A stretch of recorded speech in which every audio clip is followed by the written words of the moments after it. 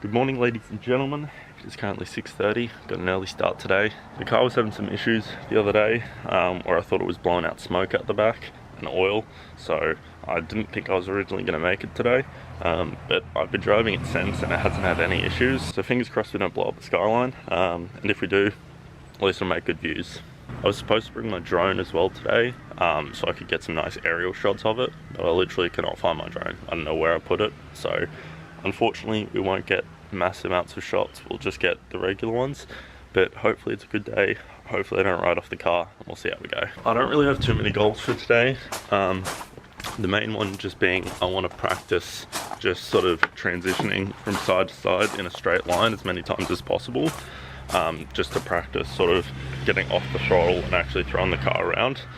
And then another thing I want to do, I also want to have one entry where I actually come in drifting one way and transition as I start the drift, sort of like a Scando realistically, but just on a much easier level.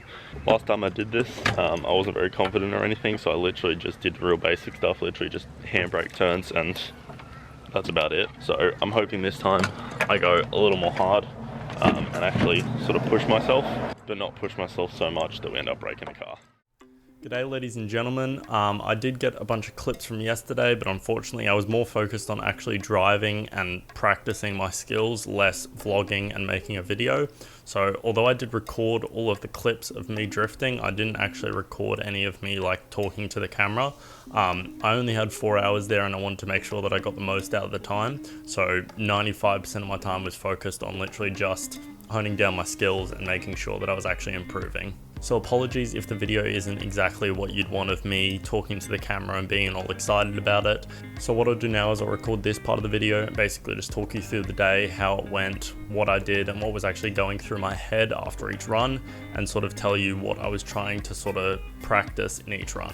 Big thank you to Kyle, or Built by Kyle is his channel. I'll put it up in the corner just there and also in the description. He was at the event. We didn't organize anything, but we sort of know of each other, but it's the first time we've ever actually met. He came up to me and asked if I wanted to go for a ride in his car, and I did the same thing. It was really nice just to have someone there that was in a sort of similar boat as me. That was his first proper dry drift event, and with me, I was my second time in a dry drift event, but we both weren't really 100% confident with our skills and everything. I will say Kyle is a lot more skilled than me. He does have practice doing wet skid pan events and a whole lot of other stuff as well, not to mention the fact that this isn't the first rear-wheel drive car he's ever owned. I think he was telling me he's had like 5 MX5s or something in the past, so he's definitely a rear-wheel drive aficionado, if you will, whereas me, I've had 33 for about 3 months now, and it's the first rear-wheel drive car I've ever owned. But before we get into it, I'll tell you any prep work I did as well. Before I even went to the event the day before, I wanted to fix the problem with my exhaust, because although it sounded alright, I didn't really care. It just was not loud enough. I know that sounds like a stupid thing to say, oh, my exhaust isn't loud enough, but I actually had an issue last time at the event where, because my tires were screeching and it was very loud, I couldn't hear my exhaust, so I was bashing on limiter without even realizing, which anyone who knows anything about RBs, although they do love limiter, it's really not a good idea to bash them on limiter, because that's a really good way to blow up your motor. So what I did was I basically cut off a piece of my exhaust right before the muffler, and basically just exited it out of where the axle is. But because I was driving it an hour down to the track and I'm already not supposed to be driving the car on my Ps, I wanted to have some sort of exhaust there, so at least anyone driving behind me could see a muffler of some sorts. So I basically just topped off a piece of the pipe and then just literally chucked the muffler back under there, so it looked like I at least had an exhaust. It ended up actually working well, despite the fact that my exhaust did fall off twice. Your exhaust is falling off, man. Go get that back on. Done myself a mischief. That was a little embarrassing, especially when the owner of the event came up to me and goes, "Wow mate, you look a bit exhausted." Yeah, that one hurt, although I do appreciate the pun. So I cut off the exhaust and put it on, and that way it was a lot louder, although driving to and from it was very drony and terrible. I need to invest in a proper exhaust system down the track. It did work for the day. It was a lot easier to hear my RPMs and see where I was, and I ended up doing a lot better because of it. I'll talk more about what I want to do in the future, but for now I'll jump into the clips and let you know sort of what was going through my head and just talk you through what was happening. So we arrived there at around 8 o'clock. It started at 8:30. We had 4 hours of track time, so it started at 8:30 in the morning and went to 12:30 at night. This is basically the skid pad at QR, so a lot of big skid cars do a lot of burnouts and stuff there. The only issue with that is the fact that there's a lot of rubber on the asphalt, because obviously when you're doing burnouts, there's going to be rubber laid all over it. So last time I was there, we had a really big issue where we couldn't actually, unless you had a lot of power and a lot of skill, which I have a little bit of power, but I definitely don't have skill. It was actually very difficult to lose traction, because especially on a hot day like that, it's heating up the rubber and it's honestly difficult to lose traction. When we went yesterday, it was actually a lot better, because not only was it a cold morning, but they actually wet down the skid pad at the start of the day. It meant that the skid pad was actually wet down, so it made it a lot easier to break traction, which was definitely handy to have. Although with that being said, the first runs that I did, I literally just stood there on the spot, just spinning my wheels. I truly underestimated just how little traction you'd have when it was wet. I was thinking it'd be a lot more like a regular sort of road where you've got, you know, cracks and stuff in the road where the water can seep into.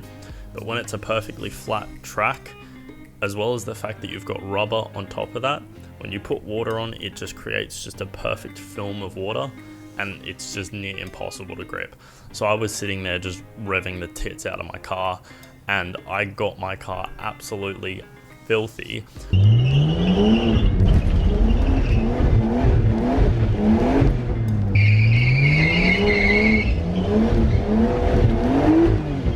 So the setup they had on the skid pad was basically, you've probably got a skid pad that's maybe, I don't know, 100 meters long and 15-20 meters wide of just asphalt, like track. I don't know if you call it asphalt, if it's a racetrack, but I'm assuming it's something very similar anyway, of just open skid pad. And basically at the very end, they had a circle of cones, and they had a couple of other cones set up that you could use as markers for when you were, you know, wanting to do your big entries that I definitely wasn't doing. So the main thing that most people do, you just drive down, you have the cones in the circle, and you just do a couple of circles around the cone and then drive back up, and then the next person go down, do a couple of circles, drive back up, and you just did that all day.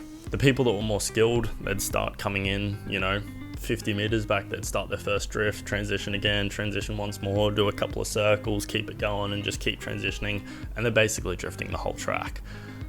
I am not exactly at that level yet. I'm hopeful that one day I might be able to be, but I'm definitely at the point where I'm going to drive down, do a couple of circles, try and see if I can actually maintain a full circle and keep it under control, and then drive back. After it dried up a bit, I got a little more confident, got more in the groove, so I started actually doing my goals that I set myself for the day. The two main goals that I had was I wanted to get a lot more confident at just transitioning from left to right in a straight line, getting bigger and bigger angle and transitioning more and more times. The most I could do before that was maybe two, maybe three transitions, and even then they were pretty small transitions. I wasn't getting big angle or anything like that. So that was the main goal I set for myself. My other goal for the day was, what I wanted to do was come in, start a drift, and then transition the other way into the circle and continue around and then come out of it. That was my main goal for the day. All I wanted to do was link one transition into a circle and then come out of it without spinning out. That was my one goal. So I started off light, just getting a feel for the car, making sure that I was in control of it before I tried to do anything too crazy and smack into a wall.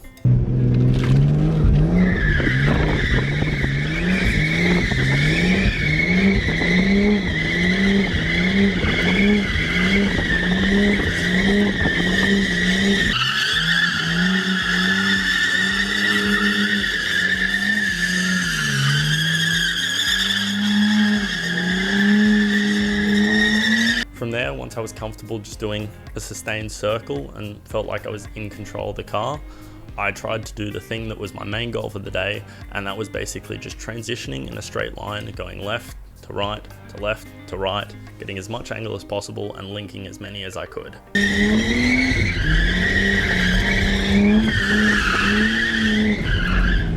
Towards the start, didn't have big angle, and I'd link maybe 3, 4, but I was happy with that at least.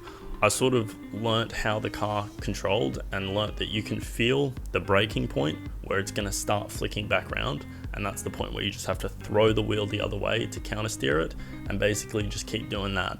And once I got the groove for that, I was a lot more comfortable with it, and I started getting bigger and bigger angles.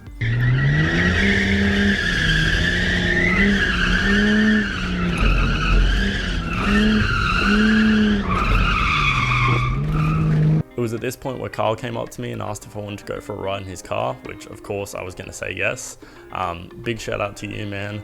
You fucking smashed it, I'll give you that. You got bloody close to the wall a couple of times, and I think there was even one time where you sustained a full 360. You spun out, chucked it, and continued the 360. So that was absolutely awesome. I tried to do the same thing and, you know, send it for you, but I'm still very nervous and I didn't want to crash with you in the car. So apologies if it wasn't the ride of your life. Here at the drift event, ran into a friend here, Kyle Williamson. I know I've not shouted him out before, but here he is again. We're going for a drift in the little NB here. It's a beautiful car. How do you think you're going to go? Send it hard? Well, send it or end it, mate. That's the rule. I haven't sended it, but I can't, yeah, we'll see. We'll see.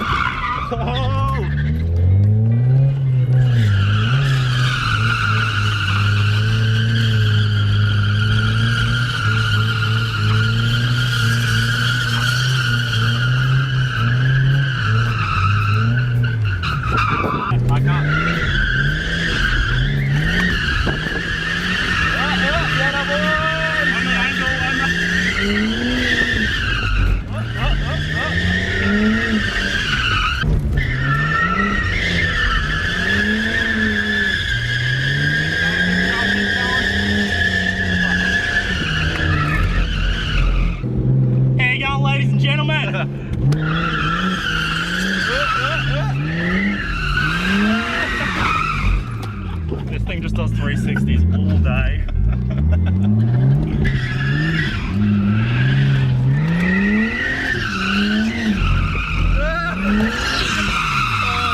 It's the wall. It's the market one will probably go.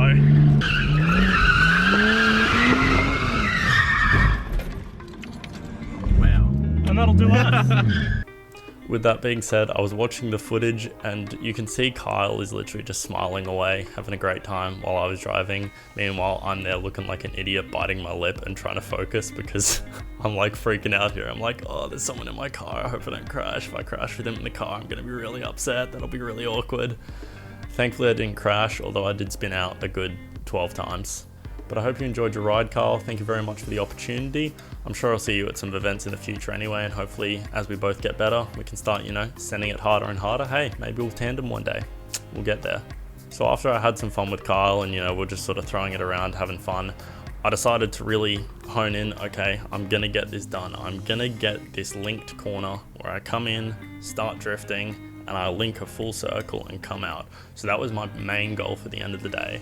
And I'm very happy to say that towards the end of the day, I think I did it about 4 times, maybe 4 or 5 times, where I was happy with how I started the initial drift, flicked it the other way, went round in a circle, and then came out of it and continued to flick it from left to right.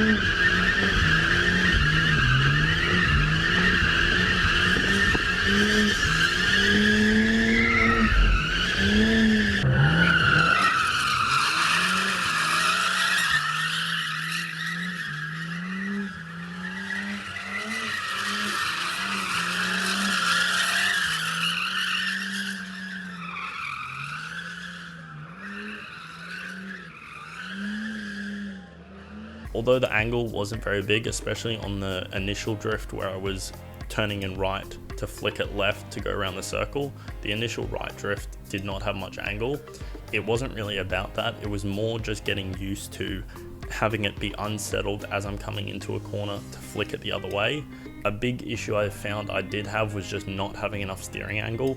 I talked to another bloke there with an R33 and he said if you're gonna look at doing anything like that, realistically you need to get some sort of like extended knuckles or something, just anything that's gonna push you out and give you more steering angle, because I hit lock countless amounts of times on the day and that was a big limiting factor to me. When I started the whole idea of having an R33 drift car, my idea from the beginning was basically I want a bone stock or near bone stock R33, and as my skill progresses, I'll upgrade the car to the point to where I need it. I did hit lock, so I feel like it's a fair call to say that, okay, I can look into getting some knuckles or something like that to get me some more steering angle. It actually ended up being really good. From the start of the day, we only had about 7 cars there. There's 15 spots, but we only had about 7 cars between 4 hours. So we all had plenty of track time, but as people left towards the day and people's cars broke and people smacked into walls, I actually ended up having the track to myself for like 20 minutes at the end of the day, where I could literally just practice whatever I wanted to. And I pretty much just spent 20 minutes going back and forth, just trying to practice the single link into the circle, and I still was spinning out even towards the end. I didn't master it to the point to where I felt comfortable that I was going to do it every time, but I definitely did learn what I needed to do. A big thing was getting a lot more angle on the first drift and not being so afraid of the wall. There was a lot of things that I did learn on the day. Obviously I'm going to get more comfortable as I drive and as I learn the car, but I need to be a lot more comfortable getting closer to the wall. Another big thing that the skid control bloke said I needed to do was, while I'm in a drift, I need to focus less on my steering and more about my accelerator control, because what I do is I'm moving my wheel left and right midway through a drift and blipping the throttle, and I'm sort of unsettling myself each time, and it doesn't look very in control because my wheels are going like this the whole way through the drift. What he said I need to do is find an angle that works and then basically hold it there, do tiny little micro adjustments where I need, but for the rest of my control it should be all on my throttle. He did actually mention that even from the beginning of the day towards the end of the day, he said he could tell that I was getting a lot more comfortable with the car, and you can see that in the footage. Towards the start of the day I wasn't taking big angles, I was taking it slow. Towards the end of the day I was entering corners at 70, the start of the day I was entering at 50. So I was getting a lot more comfortable with it, and the speed definitely helps. That's one thing that I learned watching Kyle and being in Kyle's car. Obviously he's got a 1.8 litre Miata, it's not going to be super fast, but what he lacks in horsepower he makes up in balls, because he sends that car hard into corners. He has the speed and the momentum, and that's how he does it. He was linking a lot more drifts than I was. He was starting and continuing 3 or 4 before going into the circle. He was linking a lot. That was purely just based on the fact that he had balls and he was willing to send it in there. Obviously it is a little bit easier in a Miata because you're smaller, you got a shorter wheelbase, you're a lot more in control than a giant 33 boat. But the premise is still the same thing. I need to come in with more speed, be more comfortable, and be willing to send it. And that's what I've said from day one. I knew that was always a problem with me. But I'm very happy with the fact that from the first drift event to this drift event, I've already made major improvements, and I'm just hoping that I can continue to improve over time as I get better and better. I hope you did enjoy this video though. I know it sort of was terribly filmed because I was focusing more on the actual drifting. Next time I do it, I will actually be focused a lot more on filming and actually recording myself and talking, just so I can talk you through the day instead of having to do something like this. It's going to take a long time before I can get to a point to where I'm really happy with, you know, how hard I'm drifting and everything like that. I was talking to a bloke with a 33, said he'd been doing this for 5 years, and he was crazy. He was such a good drifter. So if I can get to even half of that point, I'll be more than happy. Big shout out to Kyle again. I'm sorry I didn't get any drone footage. I was gonna bring my drone, well I actually did, but I couldn't find it until the morning. Turns out it was already in my car and I hadn't charged it, so I didn't have any charge, so I couldn't get any drone clips. Next time I go out there, I'm actually gonna make sure that the drone is charged, because that way I'll actually have drone footage. If you did enjoy this video and want to see more drift videos like this in the future, it is fairly expensive to do, but I'm more than happy to do it, especially if people are going to watch it, because it is so much fun to do. Although it is a pain in the ass to film, it is so much fun to do. And for the past 24 hours, I've literally just been watching all of my drift clips, and I just think it's the coolest thing. Just getting to see sort of how I progress and everything, it's so much fun. So if you want to see more videos like this in the future, please hit the like button, subscribe, go check out Carl's channel right now, subscribe to him, let him know I sent you. Hopefully we do some more events in the future. It's been the Thunder from Down Under. Hope to see you in the next video. Peace.